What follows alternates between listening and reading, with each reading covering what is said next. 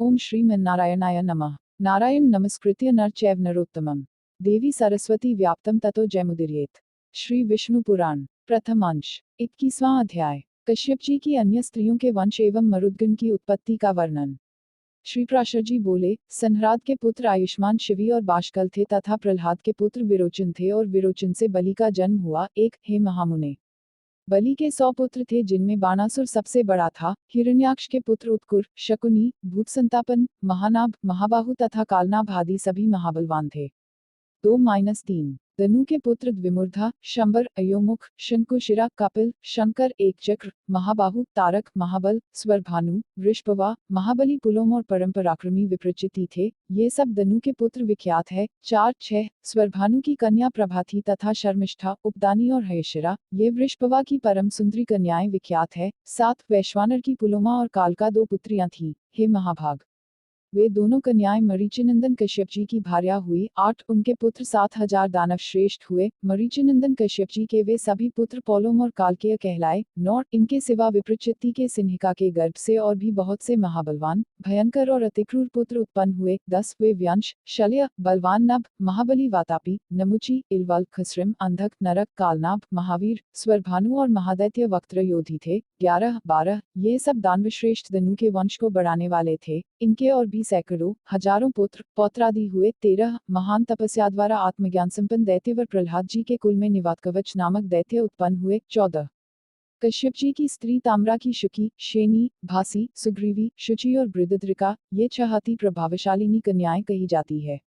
15 शुकी से शुक, उलूक एवं उलुकों के प्रतिपक्षी काक आदि उत्पन्न हुए तथा शेनी से शेन, बाज, भासी से भास और बृहद्रिका से गृद्धों का जन्म हुआ। 16 शुचि से जल के एकशिगन और सुग्रीवरी से अश्व, उष्ट्र और गर्दभों की उत्पत्ति हुई। इस प्रकार यह ताम्रा का वंश कहा जाता है। 17 बिंता के गरुड़ और अरुण ये 2 पुत्र विख्यात है। इनमें पक्षियों में श्रेष्ठ सुपर्ण, गरुड़ जी अति भयंकर और सर्पों को खाने वाले हैं। 18 हे ब्रह्मन, सुरसा से सहस्त्रों सर्प उत्पन्न हुए जो बड़े ही प्रभावशाली, आकाश में विचरने वाले, अनेक शिरों वाले और बड़े विशालकाय थे। 19 और कद्रू के पुत्र भी महाबली और अमित तेजस्वी अनेक सिर वाले सहस्त्रों सर्प ही हुए जी गरुड़ जी के विश्वर्ती थे। 20 उनमें से शेष, वासुकी, तक्षक, शंखश्वेत, महापद्म, कंबल, अश्वतर, एलापुत्र, नाग, करकोटक, धनजन्य तथा और भी अनेकों उग्र विष्ठर एवं काटने वाले सर्प प्रधान है। 21-22 क्रोधवशा के पुत्र क्रोधवशगण हैं। वे सभी बड़ी बड़ी दाढ़ों वाले, भयंकर और कच्चा मांस खाने वाले जलचर, स्थलचर एवं पक्षिगण हैं। 23 महाबली पिशाचों को भी क्रोधा ने ही जन्म दिया है। सुरभि से गौ और महिष आदि की उत्पत्ति हुई तथा इससे वृक्ष, लता, बेल और सब प्रकार के तृण उत्पन्न हुए हैं। 24 खसाने यक्ष और राक्षसों को, मुनि ने अप्सराओं को तथा अरिष्टा ने अति समर्थ गंधर्वों को जन्म दिया। 25 हे ब्रह्मन,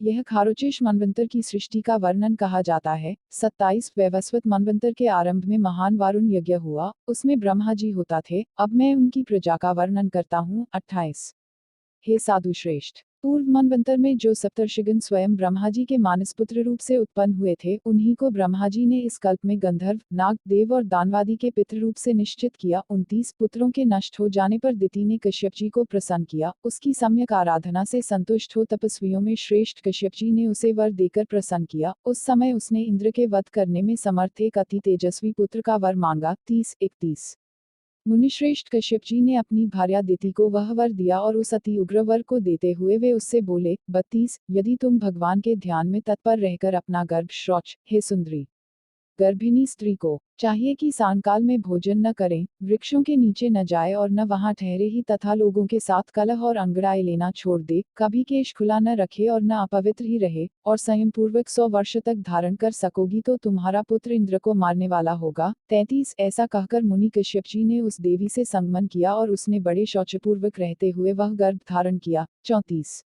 उस गर्भ को अपने वध का कारण जान देवराज इंद्र भी विनयपूर्वक उसकी सेवा करने के लिए आ गए। 35 उसके शौचादि में कभी कोई अंतर पड़े, यही देखने की इच्छा से इंद्र वहां हर समय उपस्थित रहते थे। अंत में 100 वर्ष में कुछ ही कमी रहने पर उन्होंने एक अंतर देख ही लिया। 36 एक दिन दिति बिना चारण शुद्धि किए ही अपनी शैया पर लेट गई, उसमें निद्रा ने उसे घेर लिया। तब इंद्र हाथ में वज्र लेकर उसकी कुक्षी में घुस गए और उस महागर्भ के 7 टुकड़े कर डाले। इस प्रकार वज्र से पीड़ित होने से वह गर्भ जोर जोर से रोने लगा। 37-38 इंद्र ने उससे पुनः पुनः कहा कि मत रो, किंतु जब वह गर्भ 7 भागों में विभक्त हो गया तो इंद्र ने अत्यंत कुपित हो अपने शत्रु विनाशक वज्र से एक एक के साथ 7 टुकड़े और कर दिए। वे ही अति वेगवान मरुत नामक देवता हुए। 39-40 भगवान इंद्र ने जो उससे कहा था कि माँ रोदी मत रो, इसीलिए वे मरुत कहलाए। ये 49 मरुदगण इंद्र के सहायक देवता हुए। 41